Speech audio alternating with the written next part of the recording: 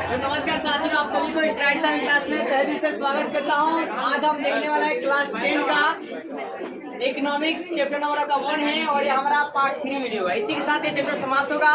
आप सभी से मैं पहला एक रिक्वेस्ट करूंगा, इस चैप्टर पढ़ने के बाद आप किसी भी गाइड से चैप्टर वाइज ऑब्जेक्टिव को आप याद कर लीजिए और जो आपको मैंने लिखवाया है ये सब्जेक्टिव पॉइंट को आप इसको क्या कीजिए, थोड़ा समझकर इसको याद कीजिए। उसके बाद आपके पास एक अच्छा सा कंटेंट जो है तैयारी हो जाएगी। हर सब्जेक्ट का आप क्या कीजिए, किसी न किसी गाइड से जरूर, टीचर पढ़ाने के बाद आप ऑब्जेक्टिव खुद से गाइड से याद कर लीजिए, चाहे अपनी किताब से याद कर लीजिए, भारतीय बोर्ड से चाहे एनसीईआरटी से। चलिए आप अपने मुद्दे पर आते हैं। सबसे पहला आज का हमारा टॉपिक है कि भारत की जो पर्सनल इनकम है वो यूएस डॉलर में कितना है। तो कितना जी, 2007 के अकॉर्डिंग आपका है 950 रुपया। कितना जी, 950 रुपया आपका यूएस डॉलर था। और बात करते हैं अमेरिका का कितना था, इकाई दहाई सैकड़ा हजार 10। कितना जी, 40,000 40। कितना जी, 46,000 यूएस डॉलर है, ठीक है ना जी। और अभी वर्तमान समय में आपका है क्या कि एक यूएस डॉलर जो है कितना के बराबर है, तो 75 रुपया से लेकर 79 रुपीज तक। और ये घटता रहता है, बढ़ता रहता है, ठीक है। अब आगे देखिए, अब बात करते हैं राष्ट्रीय आय की गणना में क्या क्या कठिनाई आती है। जब टोटल इनकम को काउंटिंग किया जाता है तो ऐसी क्या क्या समस्याएं आ जाती है। तो सबसे पहला समस्या है आंकड़ों को एकत्र करना है, मतलब कौन कितना कमा रहा है, ये सबसे बड़ा जो है ना क्या होते हैं, मतलब एक मुद्दा है। ये पता ही नहीं चलता एक्यूरेटली कितना लोग कितना जो है कमा रहे हैं। क्या आप अंदाजा लगा सकते हैं कि मतलब क्या बोलते हैं फास्ट फूड वितरण कितना कमाते हैं? क्या आप अंदाजा लगा सकते हैं कि मैं कितना कमाता हूँ? मतलब एक रेशियो में लगाता है, आप बोलेंगे बहुत ज्यादा कमाते हैं, लेकिन जब रियल में आप देखेंगे तो हाईएस्ट हाई 20 से 25 मतलब पार करना मुश्किल हो जाता है, समझ गए? हाँ, 25 में नहीं हो पाता है। अब देख, इसलिए वास्तविकता कुछ अलग होती है, वो दुनिया अलग होती है, समझ गए? जो आप हिसाब लगाते हैं जोड़ेंगे तो वो अलग हो जाएगा, मैं हिसाब लगाऊंगा वो अलग हो जाएगा। तो किसी का देखिए, सबसे पहला आंकड़ों को एकत्र करने में समस्या, एक्यूरेट पता नहीं चलता। कोई मान के चलिए फॉर्चून का दुकान खोला है, वो पर डे कितना कमाता है या महीना का कितना कमाता है, आप एक्यूरेट पता नहीं लगा सकते।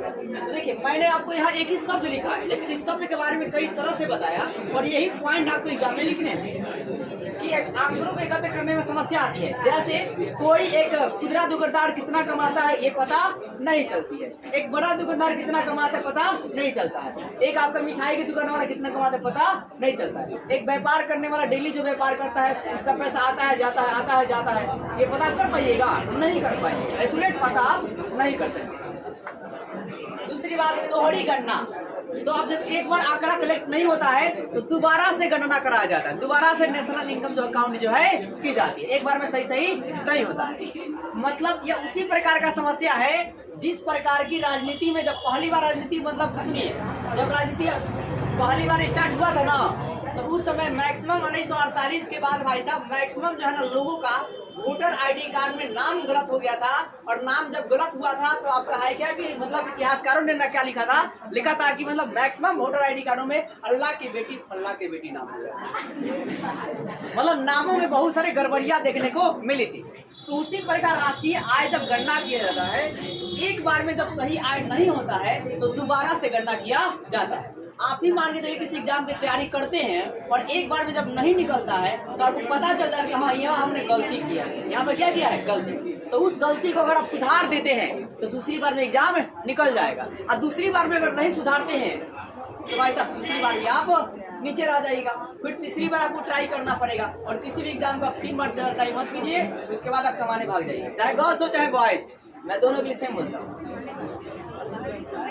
अब देखिए, यहाँ बात करते हैं मूल माप की, मतलब रियल माप जो है पता नहीं चलता, मेजरमेंट नहीं कर पाते। जैसे कि हमारे भारत में कोई खुदरा बेचता है, कोई होलसेल्स है, कोई क्या जी फैक्ट्री लगा के बैठा है, और सबकी पर्सनल इनकम, सुनिए ध्यान से, सबकी पर्सनल इनकम क्या जी अलग अलग है।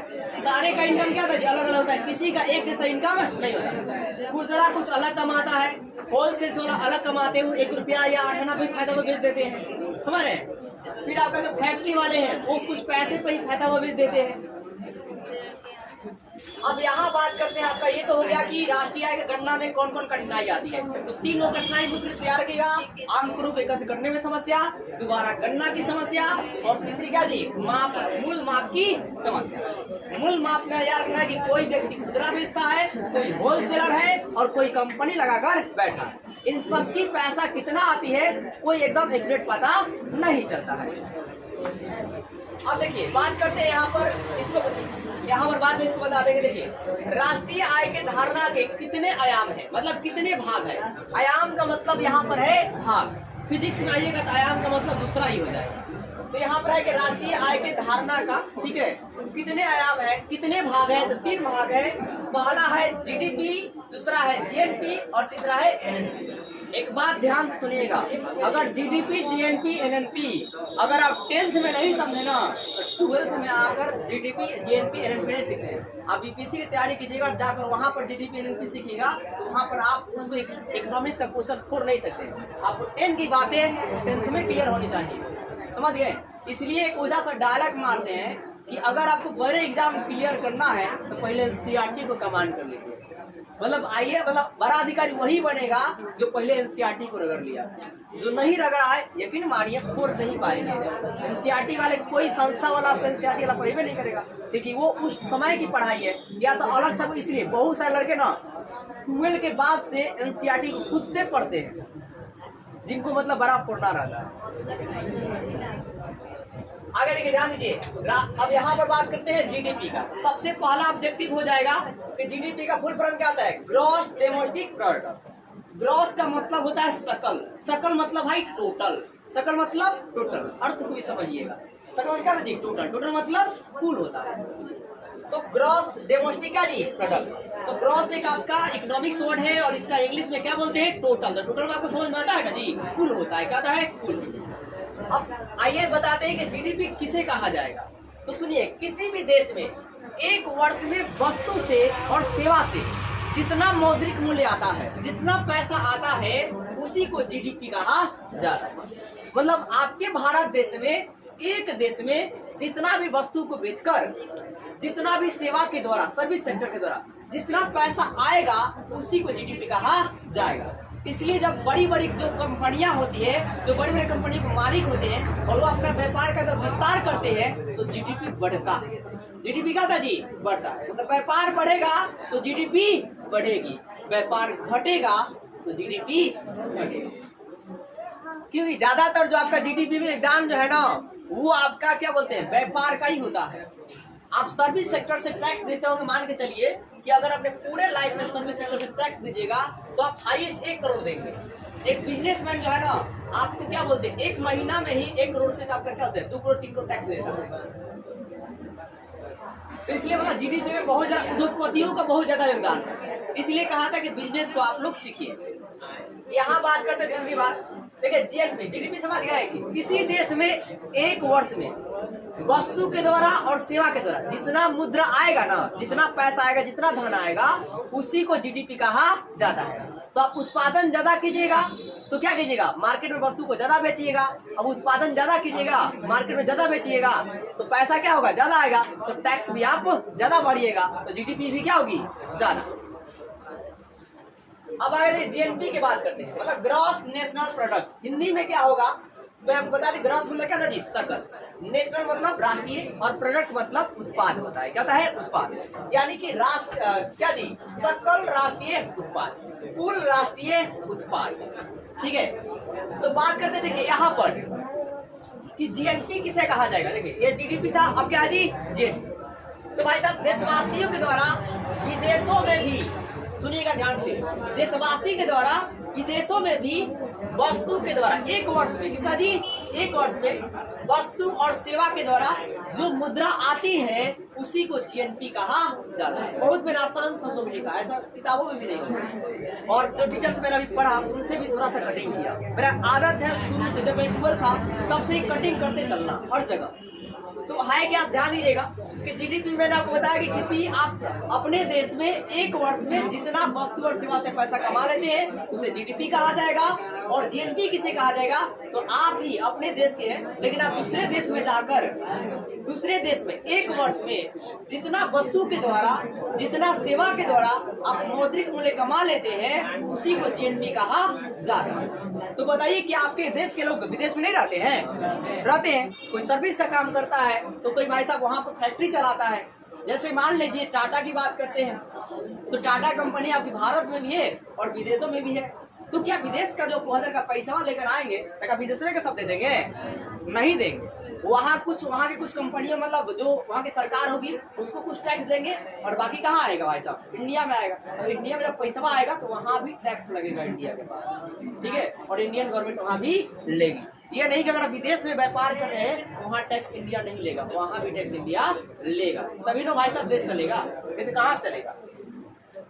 अब आगे देखिए, एनएनपी किसे कहा जाएगा?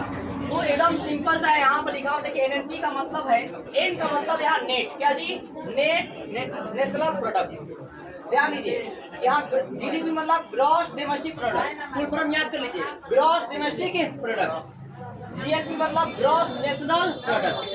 एनएनपी मतलब भाई साहब नेट नेशनल प्रोडक्ट, मतलब शुद्ध राष्ट्रीय उत्पाद।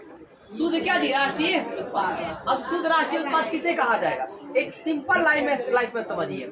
मान लीजिए आपके पिताजी क्या है कि 10 रुपए क्या होते हैं, 10,000 कमाते हैं और बहुत सारे खर्चाओं करने के बाद वो 8,000 खर्चा कर देते हैं, तो आपका कितना पैसा बचता है? 2,000। तो यही जो 2,000 है, यही आपका रियल पैसा है। रियल में आप 2,000 ही कमा रहे हैं। तो उसी प्रकार भारत देश के पास क्या होगा कि भाई साहब जितना भारत क्या करेगा कि खर्चा कर लेगा, और खर्चा करने के बाद जो सेविंग उसके पास बचेगी वही उसकी शुद्ध एनएनपी है। वही क्या जी? एनएनपी। और उसी एनएनपी से क्या करेगा? अब वो दूसरा काम को करेगा, आगे का अपना फ्यूचर को सोचेगा। तो यहाँ पर आपका आय का ध्यान दीजिएगा कि शुद्ध राष्ट्रीय आय किसे कहा जाएगा? तो राष्ट्रीय आय में से, मतलब जितना नेशनल इनकम होता है, ठीक है, राष्ट्रीय आय में से अगर खर्च को घटा दिया जाता है, जो हमें राशि प्राप्त होती है उसे शुद्ध राष्ट्रीय आय कहा जाता है, उसे एनएनपी कहा जाता है। इसके अलावा आप क्या याद रखेंगे? राष्ट्रीय आय की गणना के रूप कितने हैं? तो राष्ट्रीय आय की गणना के कितने रूप हैं? 3 हैं। पहला है आय, मतलब किसका कितना आय है, ये सबसे पहला रूप है। जैसे कि आप देखते हैं, जैसे आप इसमें लिख सकते हैं कि जैसे सिविल सर्विस में आइए बात करें हम लोग, तो आप देखिएगा कि बिहार वजह से बिहार हर एक राज्य के पुलिस का अलग अलग इनकम होता है। जैसे बिहार पुलिस का अलग रेट होता है, यूपी पुलिस की अलग होती है, एमपी की अलग होती है, दिल्ली पुलिस की अलग होती है। इसी पे ये तो सर्विस सेक्टर की बात किया। इसी प्रकार पुलिस लाइन में अगर मान लीजिए बड़े पद पर जाइएगा तो आपका जो पैसा का रकम क्या होगा जी? आहिस्ता आहिस्ता जितना आपका बड़ा पद रहेगा उतना ज्यादा पैसा आपका बढ़ते जाएगा। समझ रहे? ये सर्विस सेक्टर में क्या होता है कि अगर छोटे नौकर हैं, अगर छोटे आप नौकर हैं तो क्या होगा? थोड़ा कम मिलेगा, बड़े नौकर है तो ज्यादा ऐसे कर पैसा का क्या होता है? बंटवारा होता है सर्विस सेक्टर में। इसी प्रकार क्या होता है कि मतलब जो आपके क्या होते हैं, जो आय आया है, तो ये आय का हो गया, ये आय कमाने वाला। अब आय का क्या साथ? व्यय। व्यय मतलब खर्च, स्पेंड। तो आय जो आ गया तो इसका क्या होगा जी? खर्च होगा। अब खर्च कुछ रोड बनाने में होगा, कुछ मतलब उपवन लगाने में होगा। उपवन मतलब समझते हैं, मतलब पेड़ पौधों को लगाना और लगाकर किसी के द्वारा उसे वहां पर पूजा पाठ करवाना, मठ का निर्माण करना उपवन कहलाता है। उपवन बहुत सारे हैं, लगभग आपके 14,000 भारत में उपवन है, मतलब जहाँ पर पेड़ पौधों की पूजा जो है की जाती है। और पेड़ पौधों की जो पूजा है ना, सबसे पहले आदिवासियों ने शुरू किया था। क्यों किया था? कि जिस पेड़ पौधों का अगर पूजा किया जाएगा, उस पेड़ पौधा को लोग डर से, भय से कि वहाँ पर माता का निवास होगा, वहाँ देवी देवताओं का निवास होगा और उस पेड़ पौधे को नहीं काटा जाएगा। बताइए क्या भय रहता है कि नहीं रहता है? क्या नीम का पूजा की जाती है तो क्या वहाँ पर लोग काटने से जाते हैं? वहाँ जाते हैं? नहीं जाते हैं। जहाँ ब्रह्म बाबा कैसे लगा दिया जाता है, देखो मतलब वैसे कमंडल कुछ, क्या वहाँ उसकी डाली कोई तोड़ने जाता है? नहीं जाता है। तो ये माना जाता है कि देवी देवताओं का वास होता है और वास्तव में होता है। ठीक है, अब तीसरी बात करते हैं उत्पादन। मतलब उत्पादन क्या करे, कितना करे। तो सुनिएगा ध्यान से, जिसका डिमांड होगा उसी का उत्पादन करेंगे, तभी जाकर, मतलब क्या सुना हमने क्या कहा कि जिसका डिमांड होगा, जिसकी ज्यादा मांग होगी उसी वस्तुओं का हम लोग क्या करेंगे? उत्पादन जो है करेंगे। अब मान के चलिए डिमांड है आपका, क्या बोलते हैं, जींस पैंट का। अब बार बार आप धोती बनाइएगा तो क्या बिकेगा मार्केट में? नहीं, थोड़ा आपको अपडेट होना पड़ेगा। ये है कि आप अपने संस्कृति से जुड़े रहिए, लेकिन डिमांड के अकॉर्डिंग आप कीजिएगा और प्रकृति को मद्देनजर रखते रहिए, तब जाकर इसे कहा जाएगा भौतिक और आध्यात्मिक विकास। अगर आप अपने संस्कृति को लेकर चलते हैं उसे आध्यात्मिक विकास कहेंगे। अगर आप अपने सिर्फ पैसा के बारे में सोचते हैं, सिर्फ पैसा कैसे भी आ जाए, तो इसको भौतिक विकास कहते हैं। और भौतिक विकास, केवल भौतिक विकास कीजिएगा तो एक दिन नाश जो है मतलब दुनिया जो है ना नष्ट हो जाएगी। लेकिन भौतिक विकास करते हुए आप आध्यात्मिक विकास को भी लेकर चलते हैं तो नष्ट जो है नहीं होगा, संतुलन बना रहेगा। और जब संतुलन बना रहेगा तो आप जो है इस दुनिया की पृथ्वी पर आपका जो अस्तित्व है बहुत ज्यादा दिन तक रहेगा। तो इसी के साथ आपका ये चैप्टर नंबर 2 समाप्त होता है और इसके हम नेक्स्ट वीडियो चैप्टर 3 को देखेंगे। वीडियो को लाइक कीजिए और चैनल को सब्सक्राइब ज्यादा करिए। और सोमवार को जिनको टेस्ट देना टेस्ट दे दीजिएगा और ईमानदारी से भाई साहब गाइड का ऑब्जेक्टिव पर डे याद कीजिए। कल बंद है।